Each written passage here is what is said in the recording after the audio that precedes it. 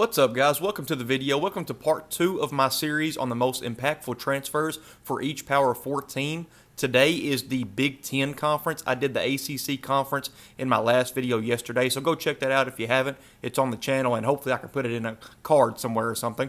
But I'm doing Big Ten today, Big 12, SEC later this week, and then I'm doing the G5 as a whole later on. Going in alphabetical order again, first up we have Illinois, and I'm taking wide receiver Hudson Clement, who transferred from West Virginia. Clement is going into his senior year, had 750 yards and 5 touchdowns last year for the Mountaineers. He gets to pair up with quarterback Luke Altmaier, and Illinois is a very underrated team after winning 10 games last season. I think they could even do better this season. Next is Indiana, and their most impactful transfer was quarterback Fernando Mendoza from Cal. Mendoza had a pretty good season last year at Cal, throwing for over 3,000 yards, 16 touchdowns, and only 6 picks. He ran for 2 more touchdowns. Indiana is hot, obviously coming off a playoff berth, and I think Mendoza could keep that going. For Iowa, I'm going quarterback Mark Gronowski from the FCS level from the South Dakota State Jackrabbits. Gronowski could be Iowa's savior. He's a 6'3", 230-pound workhorse who has led the Jackrabbits to 2 national titles and also earned several more accolades at the FCS level.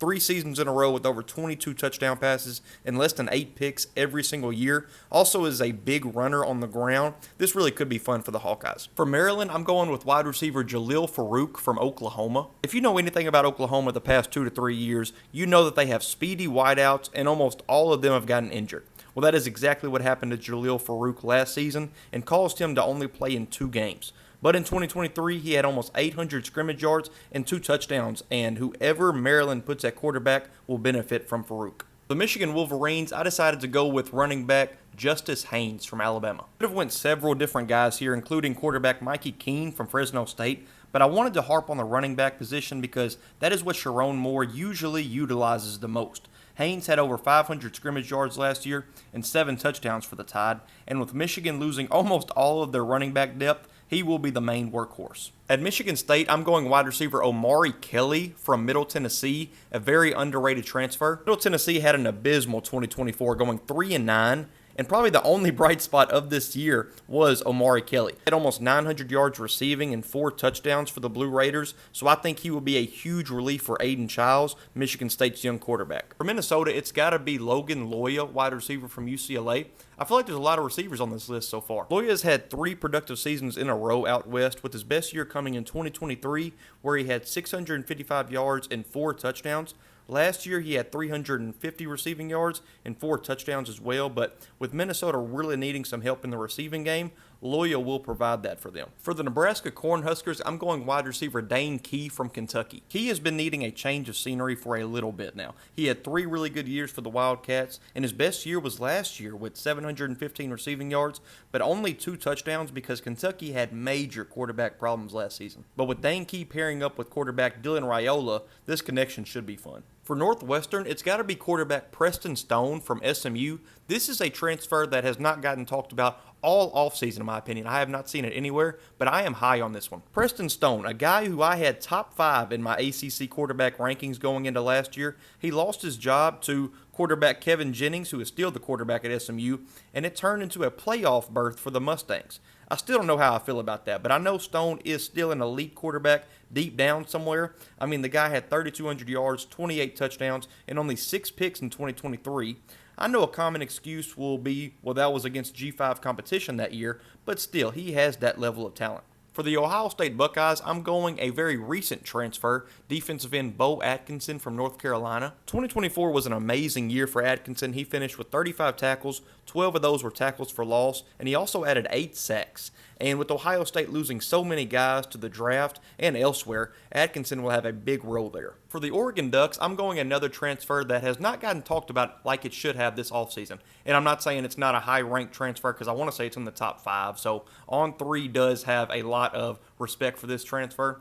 Safety Dylan Thineman going from Purdue to Oregon. Talk about one of the most productive players in all of college football and a very underrated guy because he has been on bad Purdue teams. He is going to be a stud for Oregon. Had 106 tackles and 6 interceptions in 2023, which is just absurd. He followed that up with 104 tackles this past season, but no interceptions, so he will be hungry for those this season. But yeah, get to know Dylan Thineman. For Penn State, I'm going wide receiver Devontae Ross from Troy. This one was a tough one. I almost went new transfer wide receiver Trevor Pena, who just came in from Syracuse, I think yesterday. But I'm going with Ross, who had an insane 2024. He had 1,100 all-purpose yards with 11 touchdowns, and this is on a Troy team with a brand new coaching staff because John Summerall already left and went to Tulane, and not a very good quarterback either. So with NFL-bound Drew Aller at quarterback for Penn State, this will be so fun to watch. For the Purdue Boilermakers, I'm going C.J. Noonley, defensive end from Akron. C.J. has been awesome for the Zips the past 2 years, posting 65 tackles and 7 sacks in 2023,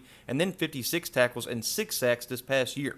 Purdue needs a lot of help everywhere, and with a brand new coaching staff coming in from UNLV with Barry Odom as the head coach, Noonley should be in for a really good year. For the Rutgers Scarlet Knights, it's got to be defensive end Bradley Weaver from Ohio. Weaver comes off of a MAC championship with the Bobcats last year, and he was a big reason for it. 44 tackles, 15 tackles for loss, and 9 sacks. Just a menace on the D-line. And for Rutgers and Greg Schiano, toughness is what they are all about, and Bradley Weaver fits right in.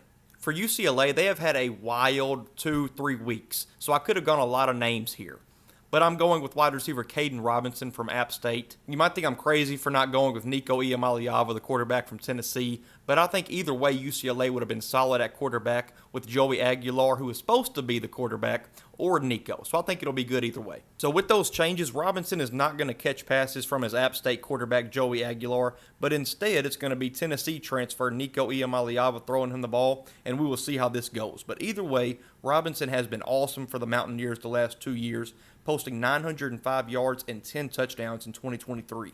For the USC Trojans, I'm going running back Eli Sanders from New Mexico. Sanders has had a strange career, waited his time at Iowa State for 3 seasons, transferred to New Mexico, and went off for the Lobos last year. 1,200 all-purpose yards with 9 touchdowns. And we know that USC has had good running backs the past couple years, most notably Woody Marks, and Eli Sanders should be the next great USC running back. For the Washington Huskies, I'm going linebacker Jacob Manu from Arizona. Manu finally pairs back up with former Arizona coach Jed Fish, and Manu actually had his breakout season with Jed Fish in 2023. He finished that year with an unbelievable 116 tackles, 7 sacks, and an interception. These two pairing up should be good for both of them. For Wisconsin, I ended up going with defensive lineman Corey Walker from Western Michigan. Walker has been awesome for the Broncos the past 2 years, and he finished 2024 with 38 tackles, 7 tackles for loss, and 6 sacks. And he's very good at getting his arms up in the passing lane, as he had a lot of deflections this past season. A fun fact about this transfer is that Wisconsin and Western Michigan actually played in Week 1 last year. I think it was on a Friday, and it was a battle, with Western Michigan actually being up 1 point going into the 4th, but Wisconsin ended up pulling away. So that's it for this one, guys. Comment what you disagreed with or people I forgot. Comment down below. If you missed the first video in this series, go back and watch it. It was the ACC. This one was the Big Ten. I'll go Big 12 next, then the SEC, and then G5. So a lot coming on the way. Follow me on TikTok and Twitter as I try to post every day over there. And for sure, consider subscribing to the channel. It helps out so much. I appreciate y'all for watching.